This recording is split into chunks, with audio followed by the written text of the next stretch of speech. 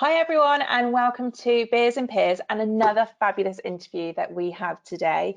Beers and Peers hashtag hospitality proud is the interviews that we are doing with people who have worked in hospitality, are working in hospitality, or are thinking about working in hospitality, because it is a fabulous industry. Today we have a special wonderful guest, Miss Susie Smith. I've had the pleasure of knowing Susie for many years now, and having met her when we both worked in hospitality. Susie has recently taken a different path, which she's going to explain all to us now. But it's just really amazing at how she can bring everything back together and one helps the other in the industry. So it's fantastic. So welcome, Susie. Thank you for having me on. Lovely. Very exciting. Thank you for joining us. So I suppose let's just kick it off. Give us a little intro of you, a little overview of your hospitality career when you worked in the industry, and really kind of where you're going now. Take it away. Yeah, we'll do. So I stepped into, I've had bar jobs ever since I was a teenager. So, I've always liked the hustle and the bustle and the kind of, the atmosphere of hospitality. But I suppose I really got involved probably about 15, 20 years ago, which is where we met when we both worked at Novus. And yeah, that was the core really of my hospitality career. And I was there for a good 12 years. So yeah, I absolutely loved it. I worked in the head office, sort of back office, doing training with people, very much in the bars, helping them with their trainer experience, and working with conferences and updates, and very much on the social side as well. So I help provide a lot of social activities, bits and pieces for the people that were there, so they weren't just stuck behind the bar all the time. We made sure we gave them something back. Yeah, no, there was definitely, from what I can remember, some incredible social gatherings and do's and functions. So you kind of moved out of hospitality, what, 3-4 years or so ago? Years ago now, yeah. So tell us what kind of made you move from the hospitality industry into what you're doing now, and just tell us a little bit more about what you're up to. Yeah, okay. So I suppose I went on a little bit of a self-development journey, and I started doing a lot of meditation, and I started working with mindfulness, and I think basically my trajectory of life changed slightly, and I think I got older and a bit more kind of thoughtful about where I wanted the future to go, and so I started to notice that I was becoming more of an introvert than an extrovert, and my extroverted side loved hospitality, because that's, it's such a great place to be. The energy is amazing and there's always something going on. But as I got older, I was in my mid-40s, I started thinking about different things, and I just started to get into different modalities of healing. I sort of looked at Reiki and things like that, and I just decided that it was time for me to take that leap of faith, because if I didn't do it at that point, my son had just left school, I kind of had my freedom back, I didn't have to worry about whether I was, if I didn't have a certain amount of money coming in every month, I could survive on that, I would be able to manage. Obviously, got children is a bit different, but he'd left school and he was, finding his own way, and I just thought, right, okay, it's time to take that leap of faith. And I'm very much on that path of, I'm a mental health first aider, and I work with mindfulness and breath work, and I completely retrained over a 2.5-year period. It was really hard work and a bit of a shock to the system at my age, having to go back to school, but it was the way it needed to be, and I've not looked back. It's it's just as enjoyable, but in a very different concept. Amazing. And do you think very do you think that your time in hospitality and working with people has made the transition easier with certain skills that you'd learned from previous jobs? I think because I always worked with people. I worked in the training department. I worked in the HR, and I was always in that kind of helpful role. And I was a little bit of I was slightly older than a few of the others in head office, and I did probably end up with that little bit of a maternal outlook. People used to come to me. So, you know, it's funny how you gravitate to that role no matter where you place yourself in this world. You know, you kind of have an innate knowing of what it is you're kind of sticking around for and where you're put into these places. So yeah, I mean, there is always that crossover of being used to helping people and helping people retrain or understand what, you know, what rights they've got or where they want to be, or just being that person they can turn to. So yeah, there was a big family atmosphere at Novus, and so yeah, there's definitely a crossover, oh, without a Yeah. doubt. Amazing. And when you were in the hospitality industry, is there any standout kind of hashtag hospitality proud moments during your career, achievements during the time? Oh wow, probably quite a few really, but I think the one that sticks out the most was that myself and a couple of colleagues, we managed to change the direction of the charity work we were doing with the business. So we managed to get permission from the directors to bring in Crisis as our #1 charity. And we done a lot of work for Crisis. I mean, I was really adamant that we had to do something that was really relevant, because obviously most of our bars and clubs are in central London, and homeless central London, as anybody knows, is just, you know, it's everywhere, you can't avoid it. And I managed to kind of change the minds of some of the managers and the GMs that were probably at that point of like, oh, they're sleeping in the doorways, they're a fire hazard, you know, into actually that's a pretty crap situation to be in. Yeah. And we, over the, I think it was the last 5 years of me being at Novus, I think with all of the things that we did, we've done every Christmas, we would do raffles and whatever. We'd also do Tough Mudder, which I was the one to organise. I love that, got everybody into Tough Mudder. And I think over the 5 years, we managed to raise about 30 grand for Crisis. Wow, that's incredible. Yeah, that was quite a big thing for me. I was really, yeah, that's one thing I'll take away as yeah, pretty amazing. Yeah, you should absolutely be proud of that. I mean, that's incredible. Incredible that hospitality could have been a platform to help as well, you know, to be able to raise those funds, and good old Tough Mudder, although I've never Yeah. done it. Maybe one day we'll see. Yeah. And then what was your favourite part about hospitality, or what is your favourite part about hospitality? Oh, it's that family vibe, isn't it, when you work in hospitality? It's just different to anywhere else I've ever worked. It's just you just become a unit with everybody, don't you? It's like, Yeah, you know, everyone's got everybody's back, and you kind of, you know, there's laughter and there's just fun, and it's that family feeling. It really does. Novus felt like family when I was working in hospitality. You know, yeah, you and I were friends from there, yeah, and so many friends from there that will be forever with me. You know, it wasn't just because we worked together. It's a different level. I think there's something that you work the long hours, you have a lot of fun together. You know, you yeah, kind of you're in it together. Yeah, yeah. definitely some family. Does it just make your heart feel all like full when you actually think back of it? Oh, I love it, love it, love it. Cool. So obviously you've moved on to your new path now, which is amazing, fantastic, and I Yeah. absolutely love it.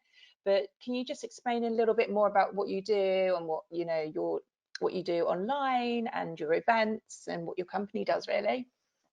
Yeah, okay. So I am now running my own business. It's called Intuitive Breathwork. And I work with, and I've been trained in a modality called transformational breath. Transformational breath is a tool that we can all use. It's a diaphragmatic breath work. It's a conscious connected breath work. And it basically looks at healing your breath pattern. Now, people don't realize that the way we breathe has a direct impact into the way we live. Mm, Most people go around spending their whole time breathing in their chest, and they think that that's perfectly fine, and surely that's where the lungs are, that's what we should be doing.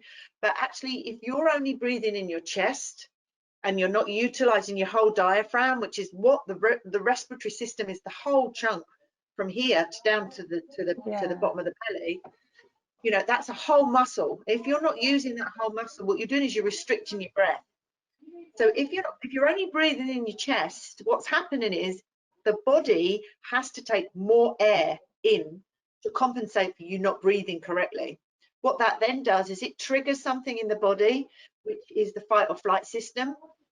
So some people can be in a high state of anxiousness and stress and Yeah. not realize the reason they're in that place is because they're only breathing in their chest. What I do and what I've learned and been trained to do is I read somebody's breath pattern and I work out how we can open up the entire respiratory system. And as soon as we do that, as soon as we learn to breathe correctly with the whole muscle, we're actually kicking in the parasympathetic nervous system, which is the one thing that naturally drops the body levels of stress and anxiety hormones. It's So making me instantly like, okay, yeah. 'cause I was just like And so, that. yeah, you think about it. If you're somebody that struggles with anxiety and stress, simply by changing the way you breathe, you can actually change the way you feel on a daily basis. It's a really, really powerful modality. And in transformational breath, we're one of the only breath works that actually work to heal your breath pattern. Because if you're not breathing correctly, you're not living correctly. It's that simple, and it's so powerful. It's so simple. Everyone's got the breath. You know, it's Yeah. one of those. I've heard all the jokes. Oh, you're teaching me to breathe. Yeah, and then they'll come and have a go, and they'll try it, and you know, most people are, excuse the pun, blown away. Hey, boom, boom. But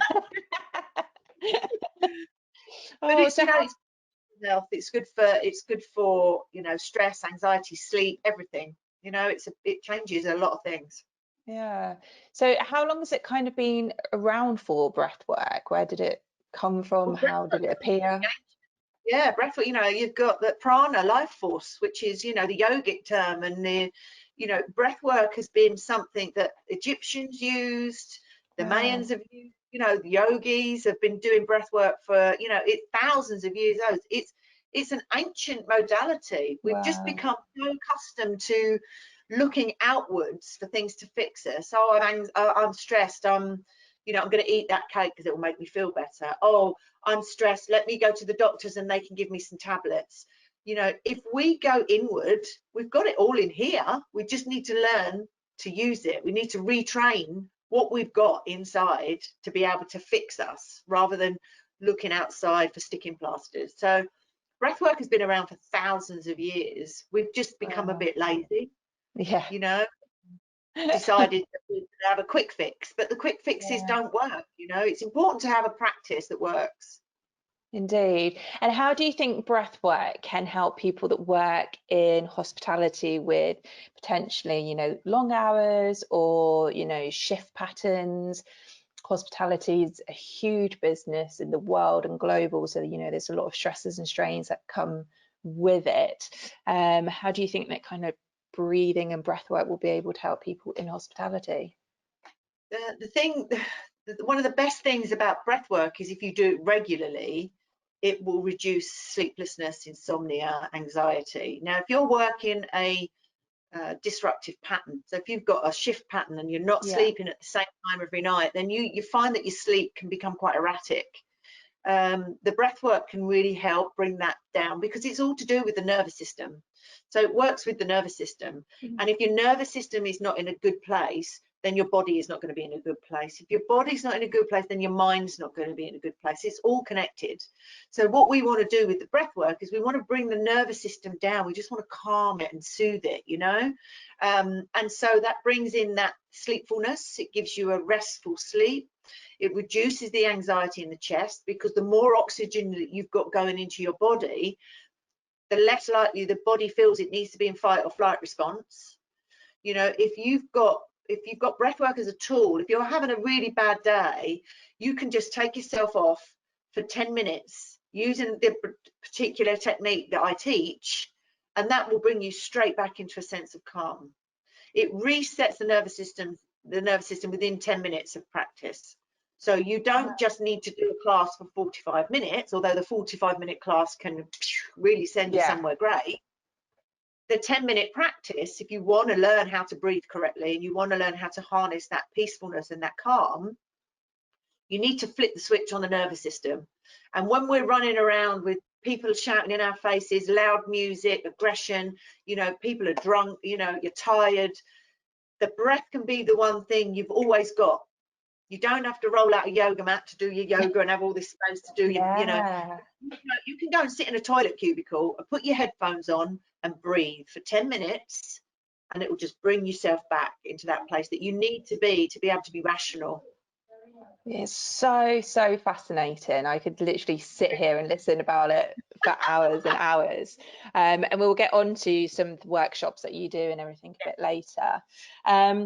But Susie, obviously I've known you for a while and you are a complete comedian at heart. I've been very calm.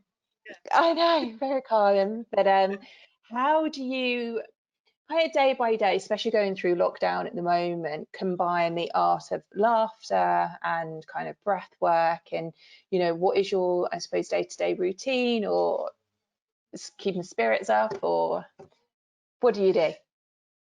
Okay, well, I have my morning practice of breath work, which I do. I also chant. I do, I do some chanting in the morning. I do a bit of meditation. I kind of tune into myself and find out what it is I need for the day, you know, and really ground myself. It's about grounding, I think, really, when you're going through something like this. But laughter for me is, well, I mean, as you know, I find everything funny. I love how you started laughing then. My little man sitting here, look, even he's like, oh. Even my little Buddha knows, don't you? You know, I also teach laughter yoga, which works beautifully with the breath work, because laughter, again, and you know, it's funny how you get into these things and you realize, oh, that's why. Basically, when you laugh, you open your diaphragm. You know, if you put your fingers under your diaphragm and you laugh, you feel it moving. You go, you can feel it move. So, you know, the diaphragm is the one thing that restricts our breath. If we've got a really tight diaphragm, we're not going to breathe correctly. So, you know, all these things are linked. How I've gone through my life finding the humor in most things, because that gets me through, to realizing that I can incorporate laughter and breath work in one workshop, and it's really powerful. And again, laughter is something everybody's got. And I think, you know, when you're going through these times, laughter is important. It really is. You know, if you're struggling, put a comedy film on. Bring somebody that's going to bring you up rather than bring you down. Yeah. You know, it's laughter is for me, laughter is pure joy. When you find something funny that triggers you, that involuntary that just comes, you know, that's as close as you're going to get to pure joy, because it's light in form, you know. And I think laughter is something that we all need more of. And I'm a big advocate for that. Absolutely. You can't beat a good old belly laugh as well, or even seeing someone else Yeah, like exactly. laugh. And laughter and, you know, laughter and breath work, both of these things, because when you start to massage them and open the diaphragm, what happens is you start to massage the internal organs. It's on all, one makes the other one work. So when you start to massage all of the internal organs, everything starts to work properly, because it's like when you've got a stiff shoulder or a stiff neck, you start to massage it and it releases the tension. It's the same with the internal organs. So then what you're doing is you're actually allowing them to function correctly, which then boosts the whole body and its immunity response. So then your immunity becomes stronger and your immune system is developed. So, you know, all these little things, they actually lead to quite big changes. God, it's So it's incredible. all Everything's relevant. just so linked in. It It's really is. in you. All connected. It's all connected. Oh my gosh, I absolutely love it. Oh, so we had a little chat earlier, and you have very kindly said that you would do a online session for some of our Beers and Peers peeps. Yeah. Fantastic. What will So that I entail? I run online workshops, and I just thought, you know, if people in hospitality really want to know the benefits of breath work, there's no better way really than me to say, well, come and join the session. So obviously it's a really tough time for everybody in hospitality at the moment. I've got a lot of friends, family in hospitality, and I know it's a struggle, and I know it's really hard at the moment. My son works in hospitality, and he's you know, he's sitting indoors twiddling his thumbs, not quite sure what's going on. So, you know, I'm living with it. I know how it's affecting people, and it's stressful, and it can affect people's mental health, you know. So I'm going to offer a free half-an-hour online Zoom breath workshop. We'll put all the details down, and we will add the link somehow. We'll work it out. Maybe they can come through peers and we can offer them the access code. Amazing. But we'll do a free online conscious connected breath work. It's with music, and you'll be fully guided, fully supported. We'll really get you opening up, really de-stress, really help you sleep, give you more energy. And what you learn in that workshop, you can take away with you. So if you are, when you do get back to work, and you will, when you do get back to work, you can go off for the 10 minutes. You can use the tools that I'm going to teach you and be able to bring yourself back into that place of calm. Oh, that's fantastic, and certainly I think it will be a revelation for many, and hopefully, you know, they'll continue passing on the breath. Then finally, any good books or articles or blogs that either you know of or you produced that could help people? Yeah, okay. Well, I've got 2 books here, which I would highly recommend. So it's Ruby Wax, How to Be Human. Oh, amazing. Yeah, I've gone for things that are not too spiritual, because obviously I am quite a spiritual person, but these are, in layman's terms, these are the ways to understand what's going on when you're stressed or you're anxious. And this one by Professor Steve Peters, The Chimp Paradox, is great if you really struggle with the monkey mind. If you really struggle, you really struggle with that little inner critic that you can't shut up, then this is the book for you. It's not hippie, it's very straightforward, clearly written, and there's exercises in there you can use, and they work. They really do work. Brilliant. It's a brilliant book.